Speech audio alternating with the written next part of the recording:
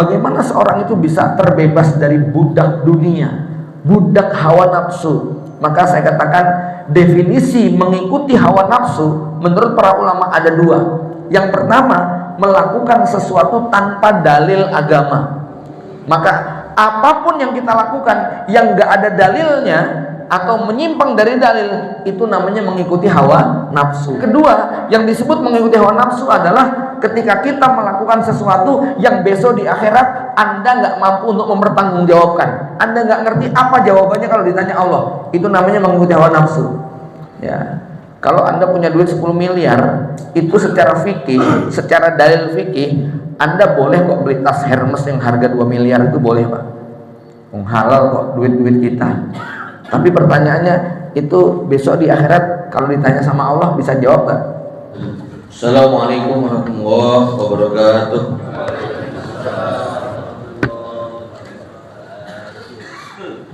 Innal hamdalillah nahmaduhu wa nasta'inuhu wa nasta'dihi wa natubu ilaihi wa na'udzu billahi min shururi anfusina wa sayyiati a'malina. Man yahdihillahu fahuwal muhtadi wa man yudlil falan tajida lahu waliyyan mursyida. Asyhadu an la ilaha illallah wahdahu la syarika lah. Asyhadu anna Muhammadan abduhu wa rasuluhu la nabiyya wa la rasula ba'dah. Allahumma shalli ala Muhammadin wa ala ali Muhammad kama shallaita ala Ibrahim wa ala ali Ibrahim innaka Hamidum Majid wa ba'du. Asbahna ala fitratil Islam wa kalimatil ikhlas wa ala dini nabiyina Muhammadin sallallahu alaihi wasallam wa ala millati abina Ibrahim hanifan muslima wa ma kana minal musyrikin. Raditu billahi rabba wa bil islami dina wa bi Muhammadin nabiyya wa rasulah. Allahumma inna nas'aluka ilman nafi'ah wa rizqan thayyiba wa amalan mutaqabbala wa ba'du. Bapak Ibu jamaah salat subuh yang berbahagia, alhamdulillah kita bersyukur pada Allah Subhanahu wa taala di kesempatan pagi ini dalam limpahan nikmat dan karunia-Nya kita dapat berkumpul kembali di majelis ini. Mudah-mudahan Allah Subhanahu wa taala menjadikan majelis kita penuh dengan rahmat dan kebaikan. Salawat dan salam semoga terlimpah curahan pada baginda Nabi Muhammad sallallahu alaihi wasallam, juga pada keluarga, kerabat, para sahabat dan pengikut yang setia sampai kiamat. Semoga kita termasuk di antara yang mendapatkan syafaatnya di yaumul hisab. Tema kita pagi ini berbicara tentang hakikat daripada kemerdekaan seorang hamba, seorang mukmin. Saya akan mulai dari sebuah realitas bahwa tujuan Allah Subhanahu wa taala menciptakan manusia dan jin adalah liya'budun. Maka kita disebut dengan abdun, artinya hamba. Abdun artinya budak. Apa yang ada dalam benak kita kalau mendengar kata-kata budak? Budak itu identik dengan strata yang sangat rendah, derajat yang di bawah. Maka salah satu makna abdun itu orang Arab menyebut dengan thoriqun mu'abbad, jalan yang diinjak-injak. Ya, mu'abbad itu terinjak-injak karena berada di bawah, sangat rendah, diinjak-injak oleh manusia, diinjak-injak oleh binatang, diinjak oleh kendaraan, kadang-kadang dipakai buat tempat pembuangan sampah dan kotoran. Inilah yang namanya abdun. Jadi tabiat, watak dasar, sifat yang Allah sematkan pada hamba, dia memiliki naluri sangat butuh untuk menghamba. Ya, tidak ada satupun makhluk di dunia ini yang tidak memiliki sifat menghambakan diri. Semuanya. Karena dia sangat butuh untuk dilindungi, butuh untuk diberi, butuh untuk dikasihi dan sebagainya. Inilah hakikat daripada abdun. Maka pertanyaannya, kepada siapa dia kemudian akan menghambakan diri? Kalau ada orang yang mengatakan, saya nggak ke masjid, tapi saya nggak ke gereja, saya juga nggak ke vihara, saya nggak ke sinagog, saya nggak ke kuburan, saya juga nggak nyembah bintang bulan, saya juga nggak ini, nggak itu dan sebagainya. maka kita katakan orang ini seperti yang Allah katakan, afaraita manittakhadha ilahahu hawahu. Apakah kamu tidak memperhatikan ada orang-orang yang menjadikan hawa nafsunya sebagai Tuhan dia? Dia sangat butuh untuk bertuhan. Ya, nggak ada orang ini yang secara alami atau fitrah itu ateis, tidak butuh kepada Tuhan, itu nggak ada. Ya, kalau pengen tahu buktinya gampang. Selama orang itu dalam hidupnya pernah mengatakan mudah-mudahan atau semoga, berarti dia butuh Tuhan. Coba aja, misal nih jenguk orang sakit terus ngomong semoga cepat sembuh ya, itu kira-kira kalimat dibalik kata-kata semoga itu apa? Ya ada sesuatu zat gaib gitu kan, yang memberi kesembuhan, kemudahan dan sebagainya. Lagi di mana? Udah sampai mana? Ya, oh baru sampai di sini. Ya udah, mudah-mudahan cepat sampai ya. Kata-kata mudah-mudahan itu menunjukkan ada kekuatan di luar dirinya yang memungkinkan dia untuk mewujudkan apa yang diharapkan. Nah, jadi nggak mungkin ada orang sepanjang hidupnya itu nggak pernah mengucapkan kata-kata semoga atau mudah-mudahan. Ngacung di sini siapa yang belum pernah mengucapkan kayak gitu, Pak? Ya, jadi tabiat manusia itu menghamba, dia sangat butuh untuk bertuhan.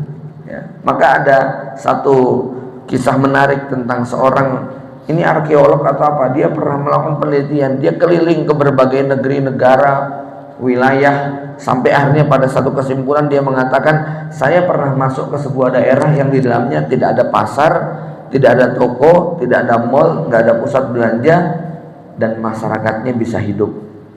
Saya juga pernah masuk ke sebuah daerah yang di dalamnya nggak ada industri, nggak ada pabrik, nggak ada pusat produksi, tapi masyarakatnya bisa hidup. Saya juga pernah memasuki sebuah daerah yang nggak ada pemerintahannya, nggak ada pejabatnya, nggak ada bupati, wali kota, camat, lurah dan sebagainya, dan masyarakatnya bisa hidup. Saya juga pernah masuk ke sebuah daerah yang di dalamnya nggak ada pusat hiburan, nggak ada wahana permainan, nggak ada taman dan sebagainya. Masyarakatnya bisa hidup, tapi belum pernah saya masuk ke satu daerah pun dimanapun ya yang di dalamnya tidak ada bekas-bekas tempat peribadatan, entah masjid atau gereja atau vihara atau sinagog atau kuil, candi, atau sekedar pohon yang dikeramatkan, kuburan angker, atau benda-benda yang diyakini memiliki sesuatu. Di setiap daerah pasti ada. Artinya apa, Bapak Ibu sekalian? Nih kalau nggak ada presiden dan pemerintah, kita bisa hidup nggak, Pak? Bisa. Nggak ada toko, nggak ada mall, nggak ada warung, bisa hidup nggak, Pak? Bisa. Ya. Nggak ada pabrik, nggak ada industri, nggak ada pusat hiburan, bisa hidup. Tapi kita nggak bisa hidup tanpa sesuatu yang menjadi mediator ataupun sarana yang menghubungkan kita dengan zat yang kita yakini sebagai penguasa, pelindung, pencipta, entah apapun namanya. Cuman kalau kita orang Islam jelas namanya Allah. Nah, agama-agama yang lainnya yang tidak jelas. Ya, kenapa tidak jelas? Ilustrasi mudahnya, kita tahu nama Tuhan kita Allah itu dari mana, Pak? Hah? Dari mana? Dari mana kita tahu Tuhan kita namanya Allah? Dari Allah langsung yang kasih tahu bahwa nama Tuhannya adalah ya Allah. Qul huwallahu ahad. Orang Yahudi nama Tuhannya siapa, Pak? Yahweh. Yahweh. Namanya kok Yahweh ya? Pertanyaan saya, itu dapat dari mana dia? Dari mana dia tahu nama Tuhannya Yahweh? Ngarang. Itu ya. Agama Konghucu, agama-agama yang lain, nama Tuhannya siapa? Kalau dikejar, itu nama Tuhannya dapat dari mana? Ngarang. Ya, bukan Tuhan yang memberitahu, dia ngarang saja. Gitu. Kalau kita naik pesawat, ya kita naik pesawat, kemudian di pesawat itu kan ada kartu petunjuk, diantaranya adalah panduan berdoa, gimana ya? Islam, Kristen, Protestan, Konghucu, Hindu, Buddha. Kalau Islam kan nanti nomor 1 tulisannya Subhanalladzi sakharana hada wa ma kunna muqrinin wa inna ila rabbina lamunqalibun. Ya, Allahumma inna nas'aluka dan seterusnya. Nanti kalau orang Kristen, wahai Tuhan Bapa yang di surga, atau kalau orang Hindu apa begitu. Pertanyaan saya, itu waktu kita baca doa gitu, yang ngajari doa itu siapa? Allah melalui Rasulullah. Allah langsung yang ngajarin kita. Nah, kalau agama yang lain itu doa-doa kayak gitu dari mana? Ngarang gitu ya, ngarang. Nama tempat ibadah kita itu adalah masjid. Siapa yang ngasih tahu ini masjid namanya? Allah langsung. La masjidun ussisa 'alat taqwa. Nah, orang lain punya candi, punya ini, punya itu, macam-macam ya. Itu dari mana mereka dapatnya? Ngarang gitu loh ya. Nah, ini Bapak Ibu sekalian, sebuah kenikmatan yang sangat besar yang Allah berikan kepada orang-orang beriman. Semuanya Allah langsung yang memberitahu, sehingga kebutuhan kita untuk menumpahkan harapan kepada Allah itu bukan coba-coba, itu betul-betul di bawah bimbingan ya. Tabiat manusia sangat butuh untuk menghamba, tabiat manusia butuh untuk menyembah. Maka beruntunglah orang beriman karena diajari langsung sama Allah bagaimana cara menyembah, siapa yang harus disembah, di mana tempat untuk menyembah, bagaimana ritual dan tata caranya. Gerakan sholat dari takbir sampai salam itu yang ngajarin siapa?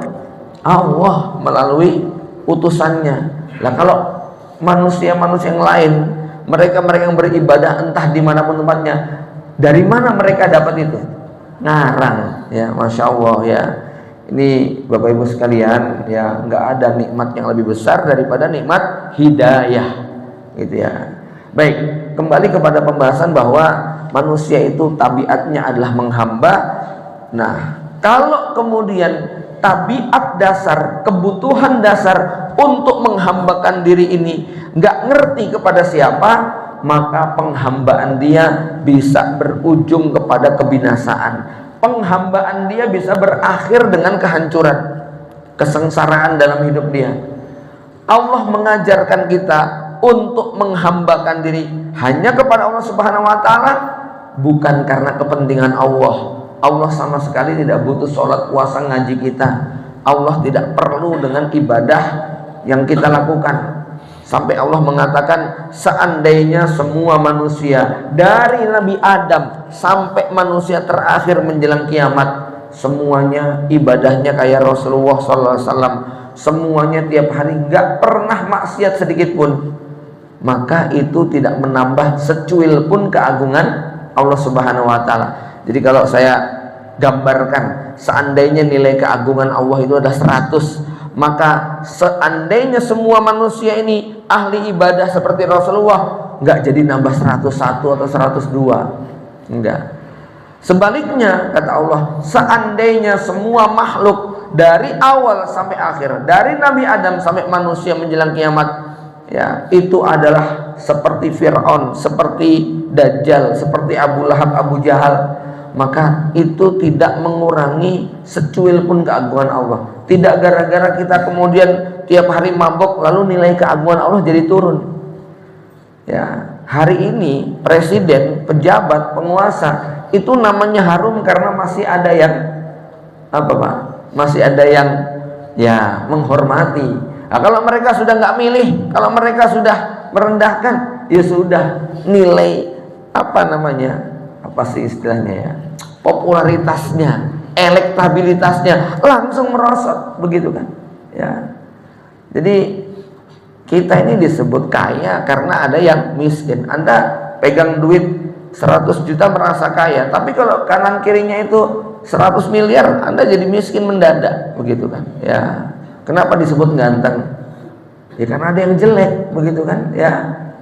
Jadi kita ini nggak pernah nilai kita itu adalah memang seperti itu. Nah, Allah Subhanahu wa taala ya, Seandainya seluruh alam dunia ini hancur, Allah tetap maha kaya.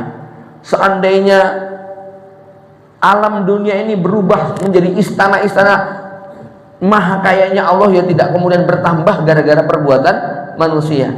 Nah inilah ya, sehingga ketika ada orang yang menghambakan kepada Allah Subhanahu wa taala, Allah tidak butuh penghambaan itu oleh Allah ditujukan supaya dia menjadi manusia yang mulia, bukan menjadi manusia yang hina. Tetapi ketika sifat penghambaan ini ditujukan kepada selain Allah, maka kita lihat semua bentuk penghambaan kepada selain Allah pasti ditujukan untuk kebaikan sosok yang diibadahi, entah itu penguasa, entah itu ideologi, entah itu paham apapun.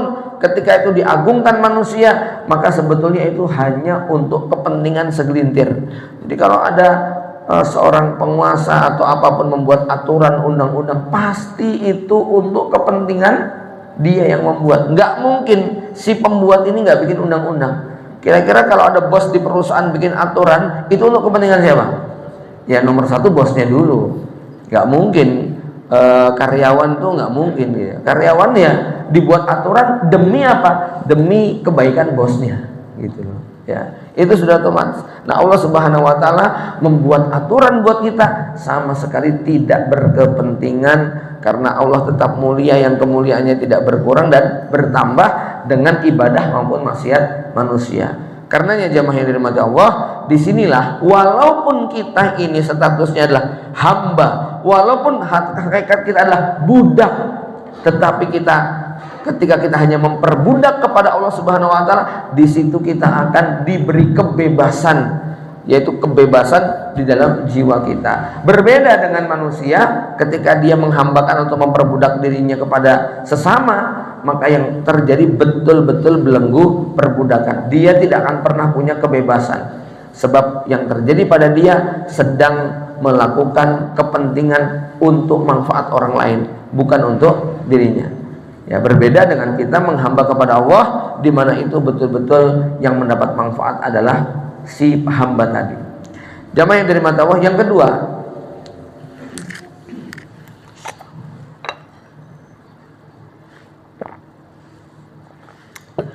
kalau kita berbicara bahwa merdeka itu lawannya adalah penjajahan atau perbudakan, asalnya manusia itu semua merdeka, lahir dari rahim ibunya dalam status sebagai orang yang bebas. Dia bukan budak, dia bukan hamba dalam konteks kepada sesama manusia. Namun dalam perjalanannya akhirnya terjadilah yang disebut dengan perbudakan. Ya, para ulama menjelaskan bahwa asal usul perbudakan itu pintu masuknya ada 3. Satu, melalui pintu peperangan. Yang kedua, melalui pintu perampokan, penculikan, penjarahan. Yang ketiga, melalui pintu transaksi jual beli karena kemiskinan. Ya, nomor 3 ini kita sebut dengan human trafficking, ya, manusia yang dijual. Sampai sekarang masih ada, di mana mungkin karena faktor kemiskinan dan lain sebagainya, lalu orang itu dijual. Ya, ada seorang ikhwan datang menemui saya, dia minta jawaban tentang hukum seorang anak yang betul-betul benci kepada ibunya dan sulit untuk memaafkan kesalahan ibunya. Ibunya punya dosa yang sangat besar, apakah boleh dia untuk tidak berbakti? Jadi waktu kecil ikhwan ini Cina mualaf, orangnya putih, bersih, tampan, tapi dia cerita waktu kecil dijual sama ibunya harga 600.000, ya, hanya untuk kepentingan, ya, aku seneng-seneng ya, pengen beli apa gitu, terus anaknya dijual, ya, dijual kepada Cina juga, ya. Ketika besar dia kemudian masuk Islam, dia mencoba untuk mencari di mana ibunya dan ketemu, dan ibunya nggak punya perasaan bersalah sama sekali, nggak mau menerima. Dia anggap ya itu seperti kayak mungkin ayam yang pernah saya jual gitu aja gitu ya. Jadi si anak ini dendam sama ibunya, tapi dia ketika masuk Islam kan ngerti tentang kewajiban birrul walidain. Sebab apa? Seorang ibu hanya semata-mata bahwa dia pernah melahirkan itu sudah berhak untuk dibaktii, gitu ya. Dalilnya apa?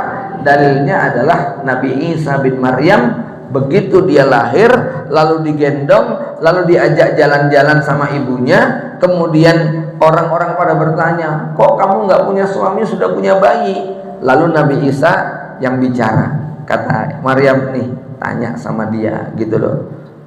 Lalu Nabi Isa yang kecil tadi mengatakan, inni Abdullah, aku adalah hamba Allah. Kemudian dikatakan, wa barram biwalidati wa lam yaj'alni jabbaron saqiyya. Allah memerintahkan aku untuk berbakti kepada ibuku, dan Allah tidak menjadikan aku sebagai orang yang jahat dan celaka. Ya, ini bayi baru umur berapa hari, Pak? Sudah dikasih pendidikan belum? Sudah dikasih makan belum? Belum ngapa-ngapain ini. Ibunya belum ngapa-ngapain, baru melahirkan, nyusui sedikit lah, itu kan, ya. Tapi si bayi ini, Nabi Isa, sudah punya kewajiban berbakti kepada ibunya. Jadi hanya semata-mata karena sang ibu itu menjadi pintu lahirnya dia ke alam dunia, maka si anak tadi sudah punya kewajiban untuk berbakti kepada ibunya. Jamaah yang dirahmati Allah, kita kembali kepada pembahasan tentang budak ini. Nah, pintu kedua, penjarahan, perampokan, ini seperti yang dilakukan oleh para bangsa penjajah. Orang Eropa masuk ke benua Amerika, di situ ada suku Indian, mereka masuk ke Australia, ada suku Aborigin, mereka masuk ke pantai Gading, Afrika Selatan, di situ orang-orang kulit hitam mereka tangkap, mereka culik, kemudian mereka jual. Ini perbudakan yang kedua. Yang ketiga, perbudakan itu terjadi karena peperangan. Dua kelompok besar berperang, yang kalah secara hukum perang boleh dibunuh, tetapi tentu kasihan wanita, anak-anak, orang tua yang tidak terlibat. Kalau mereka kemudian diperlakukan sama dengan para tentaranya, tentu ini tidak adil. Maka mereka dijadikan sebagai tawanan, dan Islam mengakui, melegalkan dalam dalil-dalil yang ada. Dari tiga pintu ini, hanya pintu perang yang dibolehkan adanya perbudakan. Kenapa? Karena nomor satu, nomor dua, kemiskinan yang kemudian menjual atau perampokan dan penjarahan, ini dua-duanya kezoliman. Sedangkan perbudakan dalam perang, di situ ada rahmat dan kasih sayang. Dari mana? Bagaimana kita bisa memahami perbudakan karena perang itu rahmat dan kasih sayang? Ya tadi, hukum orang yang kalah itu boleh dibunuh. Lalu dengan kasih sayang si pemenang, maka dia tidak membunuh, lalu dijadikan sebagai tawanan. Ya, bedanya agama-agama sebelum syariat Islam ini lahir, nasib tawanan itu lebih rendah dari binatang.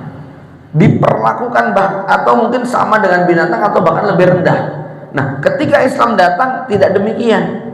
Jadi kalau kita baca misalnya di Mesir ya, pada zaman Fir'aun, itu kan perbudakan semacam itu. Piramida itu kuburan para raja, di dalamnya ada kuburan ya. Kuburan itu satu, tapi jenazahnya ada 7.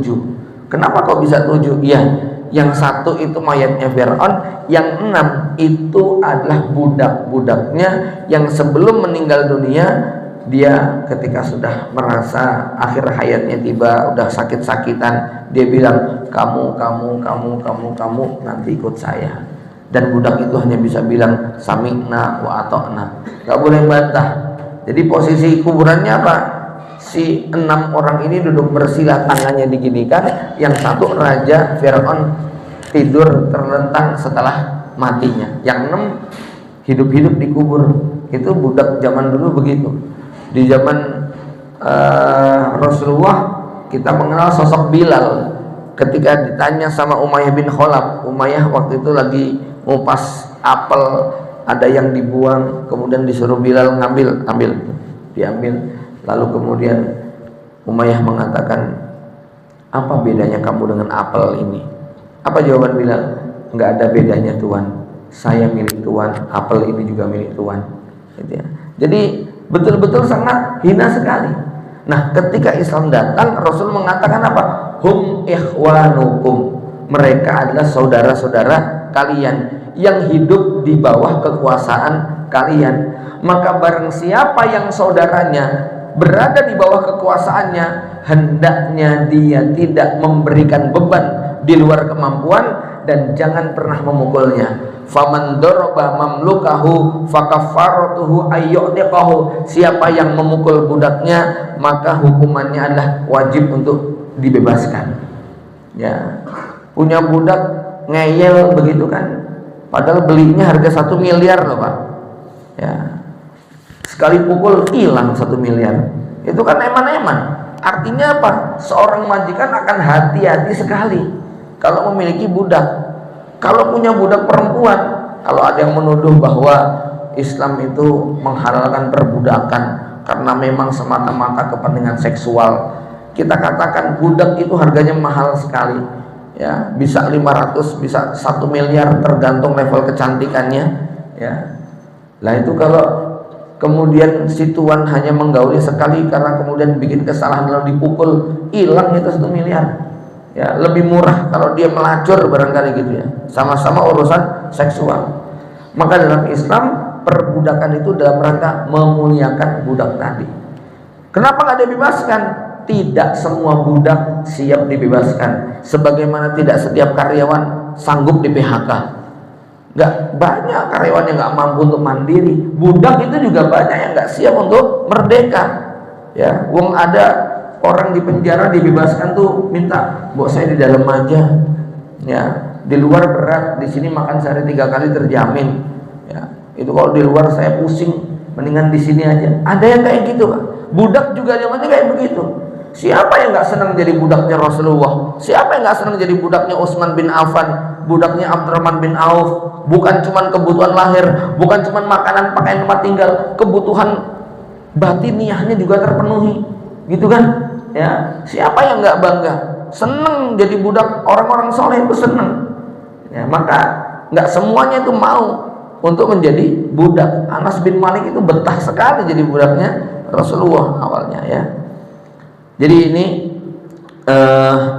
kalau kita melihat dalam Islam diizinkan semacam. Nah, cuman sekarang sudah disepakati di dunia internasional tidak ada lagi perbudakan, tapi hukum perbudakan tetap ada syariatnya. Nek suatu saat itu terjadi, disepakati kembali, ya bisa berlaku sebagaimana sekarang. Ya, kalau sekarang ini walaupun terjadi perang Gaza dengan Israel lalu ditawan, maka tetap nggak boleh dijadikan sebagai budak, digauli. Hukum fikihnya boleh, tapi hukum internasionalnya sudah melarang.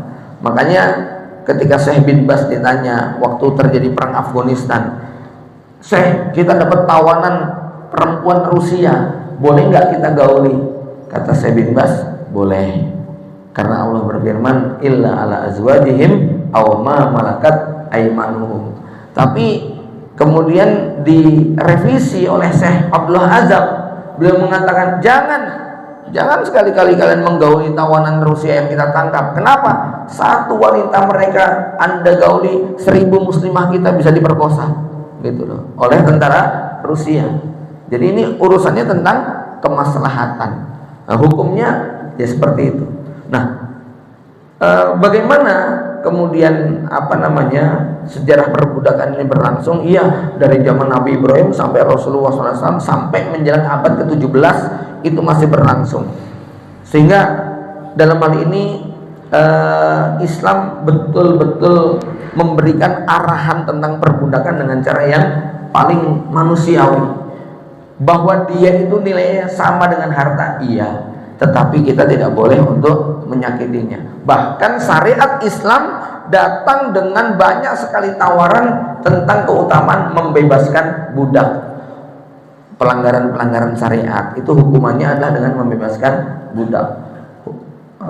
Makan siang hari di bulan Ramadan, hubungan badan di bulan Ramadan siang hari, kemudian melanggar sumpah, melanggar nazar, kemudian dalam ibadah haji itu banyak sekali pelanggaran-pelanggaran yang hukumannya adalah membebaskan budak. Ditambah lagi di dalam Islam juga Rasulullah mengingatkan siapa yang membebaskan seorang budak, kalau dia bebaskan tangannya, maka nanti tangannya akan dibebaskan dari api neraka. Kalau dia membebaskan kakinya, maka dia akan dibebaskan dari api neraka. Siapa yang membebaskan kemaluannya, maka kemaluannya akan dibebaskan dari api neraka. Siapa yang membebaskan semuanya, maka seluruh anggota tubuhnya akan dibebaskan dari api neraka. Kenapa kok Nabi nyebut tangan, kaki, kemaluan? Ya karena kadang-kadang ada satu budak yang dimiliki 5 orang. Dalam perang tawanannya cuma dapat 100, prajurit yang ikut perang 500. Berarti apa? Satu tawanan buat 5 orang. Nah, ini budak perempuan milik 5 laki-laki, gimana hukumnya itu Pak? Ya. Nah dalam Islam kalau seperti itu nggak boleh digauli, sebab itu belum menjadi milik. Kalau 2 orangnya mengatakan ya sudahlah, bagian saya nggak tak ambil, kamu tak merdekakan, tapi dia baru merdeka 40%, gitu ya Pak. Nanti yang satu ya udah saya juga tak bebaskan, nah, berarti dia masih 40%. Nah yang budak seperti ini dia boleh datang ke Baitul Mal, Pak saya pengen merdeka, nah cuman 60% harga saya sudah dilepas, kurang 40%. Ya, saya harganya 500 juta, dibebaskan sama 3 orang 300 juta. Yang 2 nggak mau ngelepas karena masih butuh duit. Saya minta zakat. Nah, ini namanya wafir riqab. Dia dapat zakat 200 juta, dia temui majikannya, saya pengen membebaskan diri saya. Tolonglah ya. Ya sudah, sini 100 jutanya kata tuannya masing-masing. Ya ini di dalam Islam syariatnya demikian, maka dia menjadi seorang yang merdeka. Sekarang masih ada nggak budak-budak kayak gitu? Di Afrika masih banyak, karena memang dulu mereka bekas tawanan dari tentara Perancis, ya Aljazair itu wilayah utara, itu banyak itu, dan mereka belum sempat memerdekakan diri, mereka lari gitu kan. Nah anak yang lahir itu juga budak, cucunya budak, dan mereka belum membebaskan dirinya dengan cara menebus, maka statusnya masih budak itu. Nah cuman tuannya siapa nggak tahu gitu kan ya. Nah kalau kayak gitu bagaimana?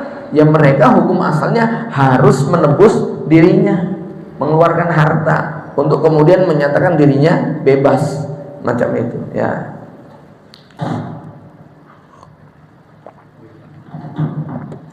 Jemaah sekalian, kemudian yang ketiga, berbicara tentang bagaimana Islam menyelamatkan manusia dari penjajahan dan perbudakan ini dengan konsep Quran. Ketika Rasulullah hadir, perbudakan tetap masih berlangsung. Dan apa yang kemudian terjadi dalam waktu 23 tahun Rasulullah SAW mampu merubah wajah gelap bangsa Arab menjadi dunia yang terang benderang.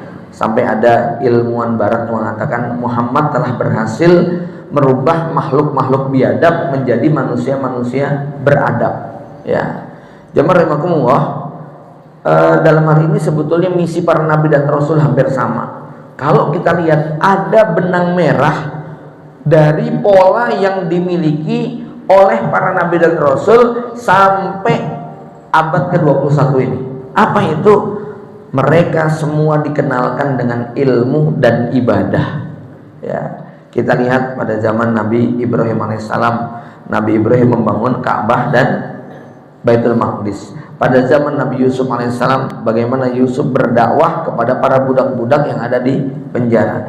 Di zaman Nabi Musa alaihissalam, Nabi Musa diperintahkan Allah, ij'alu buyutakum kiblatan.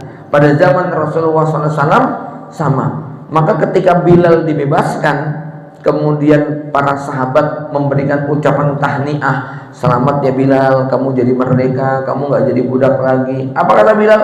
Demi Allah, sejak aku mengucapkan la ilaha illallah, maka aku merasa merdeka walaupun jasadku di penjara.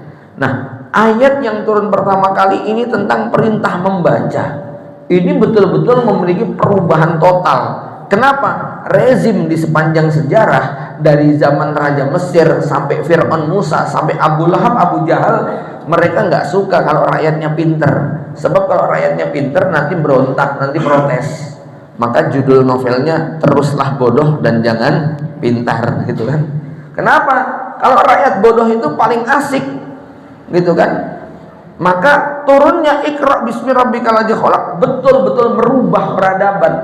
Dan ini sangat menggoncangkan kekuasaan para rezim yang berkuasa. Ketika rakyat pintar, mereka akan mengkritik, mereka akan protes, mereka akan melakukan perlawanan, didorong oleh semangat daripada pengetahuan tadi. Sehingga kalau kita lihat, semua gerakan pembebasan dari penjajahan selalu dimulai dari ilmu dan dakwah. Ini masa Rasul selesai. Kita ingat bagaimana ketika terjadi perang salib yang kemudian Yerusalem berada di bawah kekuasaan kaum Nasrani selama 88 tahun. Lalu kita mendengar atau membaca sosok yang namanya Salahuddin Al-Ayyubi. Ya, perlu diketahui bahwa Salahuddin bukan pemain tunggal. Sebelum Salahuddin Al-Ayyubi sudah dimulai dengan gerakan ilmu, gerakan istihad, gerakan dakwah, terutama yang dipelopori oleh Abu Hamid Al-Ghazali dan Abdul Qadir Al-Jailani, di mana madrasah-madrasah mereka ini melahirkan manusia-manusia pilihan, orang-orang cerdas. Maka lahirlah generasi Salahuddin Al-Ayyubi tadi. Di era Al-Fatih juga sama, penaklukan Konstantinopel, Al-Fatih bukan pemain tunggal. Ada sosok-sosok man behind-nya itu loh Pak, ya. Orang-orang di sebelahnya. Siapa? Di antara yang populer adalah Al-Qurani, ya, Aksamsuddin dengan Muhammad Al-Qurani, di mana gerakan ilmu, gerakan dakwah ini masif terlebih dahulu. Nah, ternyata Bapak Ibu sekalian, ini ada rentang sejarah yang menarik untuk kita renungkan. Apa itu? Ya.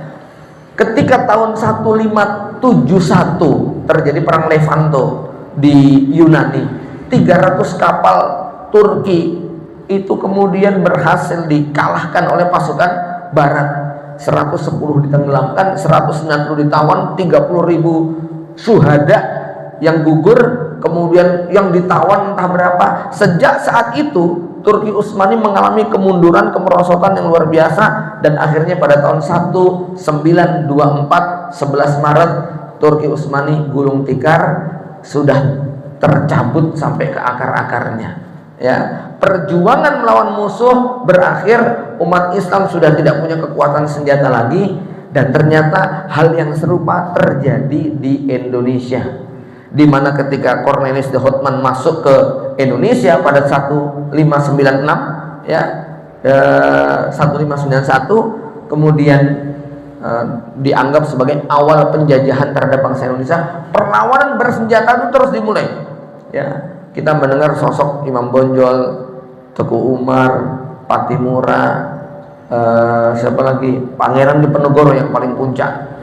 Tapi semua gerakan mengangkat senjata itu berujung dengan kekalahan, karena musuh memiliki strategi yang luar biasa, senjata yang jauh lebih mumpuni, sehingga apa, gerakan-gerakan perlawanan jihad mengangkat senjata bisa kemudian dipatahkan semua.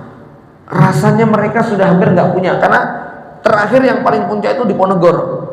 Setelah itu kemudian umat Islam sudah tidak punya pemimpin dengan kualitas seperti Diponegoro. Ya, nah yang menarik bahwa apa,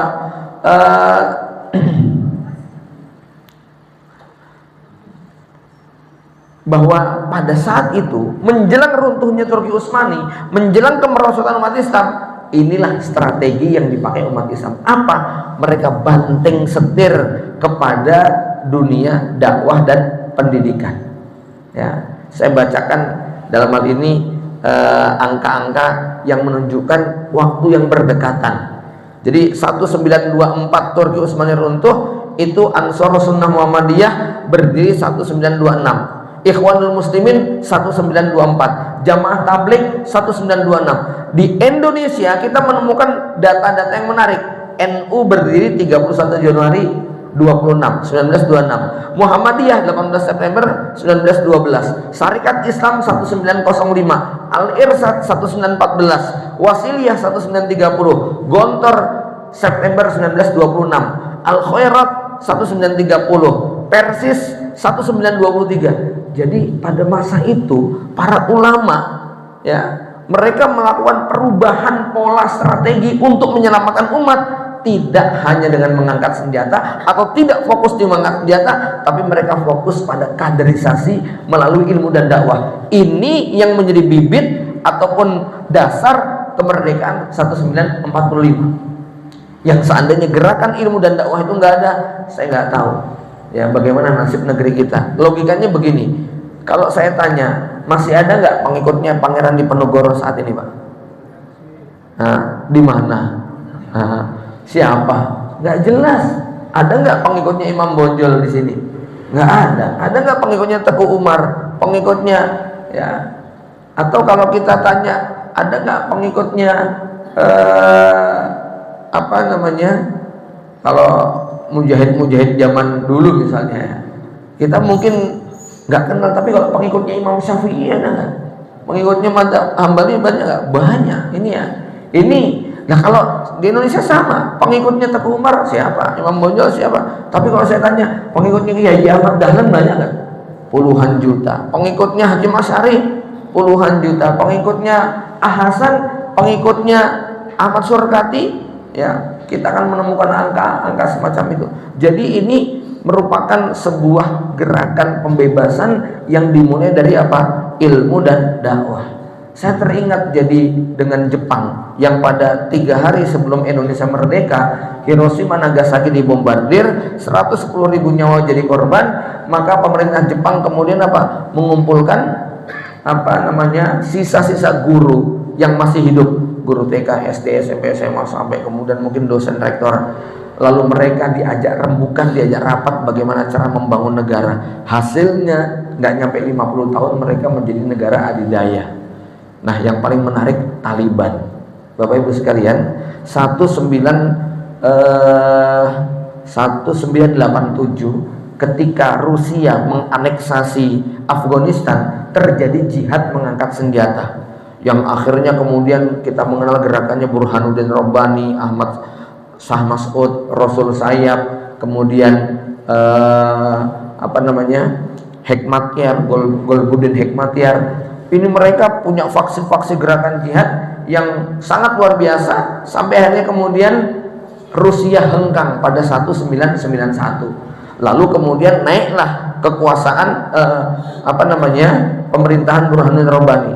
Tapi mereka kemudian saling bertikai, bukan lagi perang melawan Rusia, tapi perang antar faksi dan kelompok yang bikin masyarakat itu sudah habis-habisan, ribut dengan perang, bosan dengan semua konflik.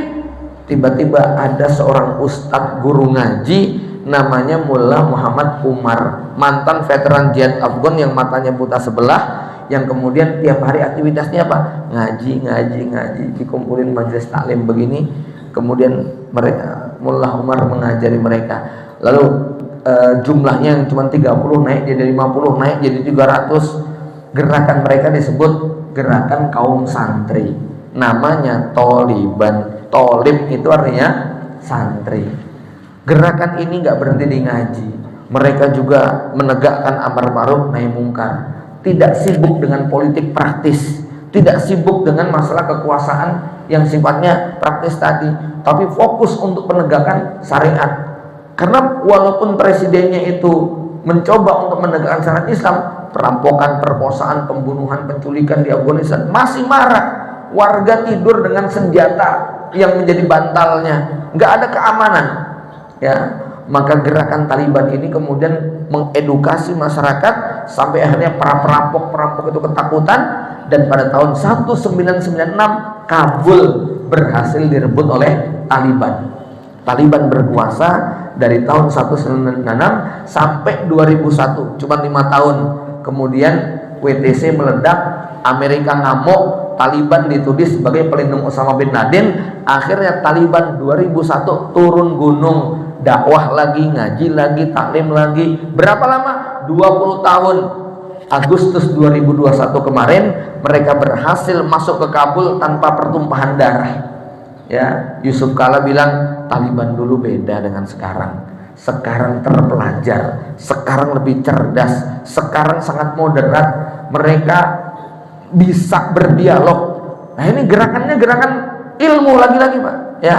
Dan kalau Bapak Ibu baca Taliban hari ini, Masya Allah, betul-betul membuat dada kita itu jadi sejuk sekali ya.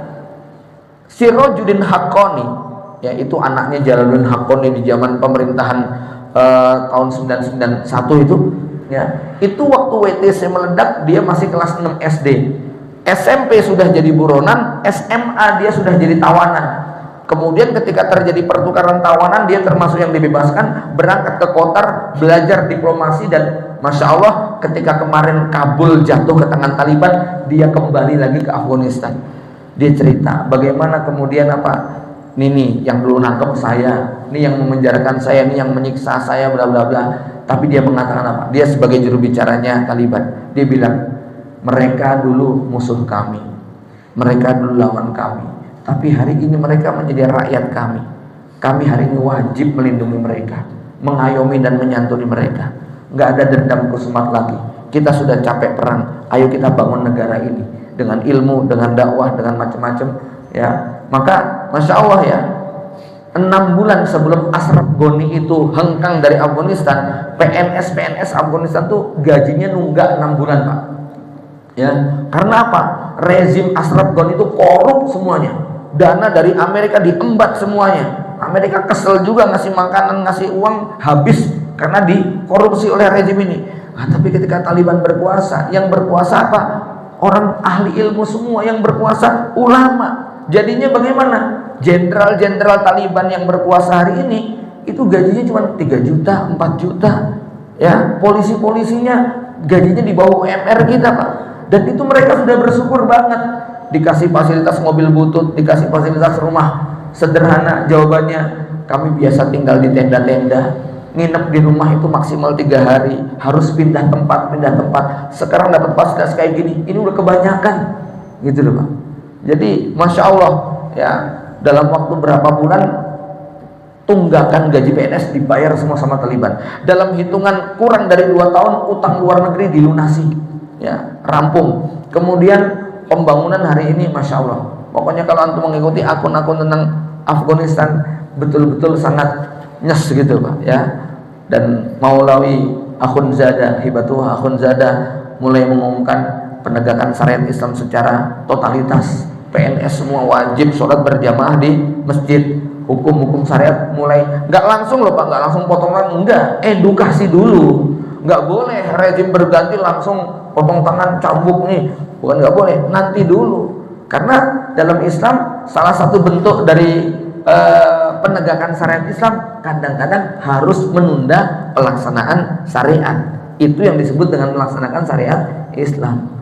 Kadang-kadang harus demikian. Demi apa? Demi kemaslahatan. Bapak Ibu dari mana Allah Subhanahu wa taala, maka di sini kalau kita lihat bahwa gerakan ilmu, gerakan dakwah ini betul-betul menjadi kunci bagi pembebasan. Nah, kemudian terakhir, kalau kemudian bagaimana seorang itu bisa terbebas dari budak dunia, budak hawa nafsu, maka saya katakan definisi mengikuti hawa nafsu menurut para ulama ada 2. Yang pertama, melakukan sesuatu tanpa dalil agama. Maka apapun yang kita lakukan yang gak ada dalilnya atau menyimpang dari dalil, itu namanya mengikuti hawa nafsu, diperbudak oleh hawa nafsu. Yang kedua, yang disebut mengikuti hawa nafsu adalah ketika kita melakukan sesuatu yang besok di akhirat Anda nggak mampu untuk mempertanggungjawabkan. Anda nggak ngerti apa jawabannya kalau ditanya Allah. Itu namanya mengikuti hawa nafsu. Ya, kalau Anda punya duit 10 miliar, itu secara fikih, secara dalil fikih, Anda boleh kok beli tas Hermes yang harga 2 miliar itu boleh Pak. Halal kok duit-duit kita. Tapi pertanyaannya, itu besok di akhirat kalau ditanya sama Allah bisa jawab nggak? Maka kalau orang itu punya benda-benda yang mewah-mewah, mahal-mahal kanan kirinya, orang hidup sengsara, itu di akhirat nggak bisa jawab itu.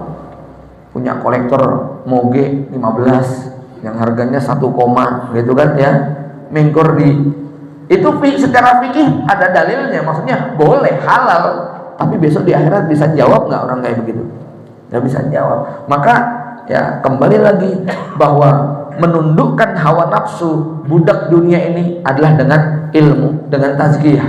Sehingga Bapak Ibu yang dirahmati Allah Subhanahu wa taala, kalau kita lihat Rasul itu panglima perang, Rasul itu adalah imam masjid, Rasul itu suami yang hebat, Rasul itu pedagang sukses, Rasul itu pebisnis hebat, Rasul itu kepala negara, Rasul itu guru. Tetapi dari semua jabatan profesi yang paling dikagumi, dibanggakan Rasul apa? Innama bu'istu mu'alliman. Aku diutus sebagai seorang guru. Ya. Anda boleh tidak jadi PNS, Anda boleh tidak jadi dokter, Anda boleh tidak jadi pedagang, Anda boleh tidak jadi petani, Anda boleh tidak jadi pejabat, Anda boleh tidak jadi penguasa, tetapi Anda wajib menjadi guru bagi keluarga. Ini ya, maka Bapak Ibu sekalian, kalau ini kesimpulan agak berat, tapi nggak apa-apa didengarkan.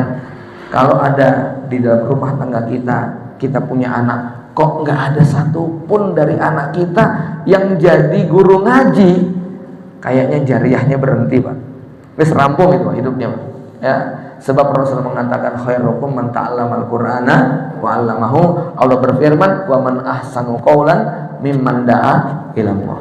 Wallahu a'lam bishawab. Demikian, mudah-mudahan bermanfaat. Aku qouli hadza. Assalamualaikum warahmatullahi wabarakatuh.